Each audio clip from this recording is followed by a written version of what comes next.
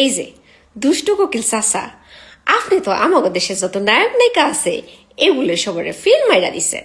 এই যে শাবানা, রাজাক, ববিতা, জেহেনে যত অ্যাক্টররা আছে মনে করেন সব ফিল্ম আসছে আপনার কাছে।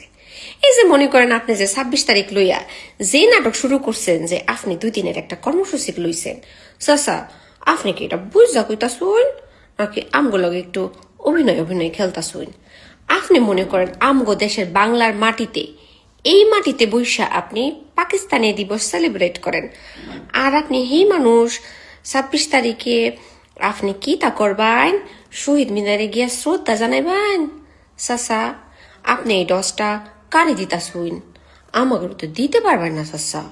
আমরা তো মনে করেন যে আপনারা যে 1971 সালে আপনারা জিতান করছেন, এগুলো শুধু মুখস্থ রাখি নাই চাচা, মুখস্থ টটস্থ কণ্ঠস্থ করে ফেলাইছি চাচা, একেবারে মনে করেন ঝাঁঝরা করে ফেলাইছি।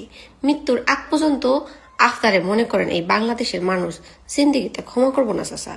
আপনারা কিতা করছেন, খুন করছেন, দর্শন করছেন, লুটপাট করছেন, বুদ্ধিজীবী করে মারা ফেলাইছেন। এত কিছুর পরে আপনারা কি মনে করছেন যে 26 তারিখে যাইয়া স্মৃতিসৌধে একটুখানি ফুল দিয়ে বেড়ান আর আপনারা সবাই মাফ করে দিব? তারপরে আপনারা কিতা করছেন, এই জুলাই গণঅভ্যুত্থানের পরে 17 বছর তো আপনাকে দেখি নাই চাচা।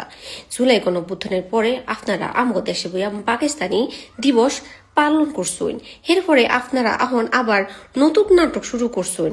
তাই আমি কইতাছি আমাদের দেশে যত নায়ক নায়িকা আছে সবগুলার এখন রিটায়ারমেন্টে যাওয়া উচিত। দুষ্ট কোকিল চাচা অহন থেকে সুপারস্টার, অহন থেকে হেতেছে বড় নাটকবাজ, হ্যারে একটা বড় ক্যারেক্টার দেয়া হোক আপনার নামে। আপনার তো সিনেমা করা উচিত। আপনি কি লেগে যে রাজনীতিতে আইসুন? রাজনীতি আপনার লেগে না। আপনি একটা কাজ করুন, আপনি একবার ইমরান হাশমি, একদম আমাদের দেশে তো আপনার জায়গা হইব না, আপনার বলিউডে জায়গা হইব। ইমরান হাশমি যে জায়গাটা আছে ওইটা আপনারা দিয়া দেওয়া হইলো।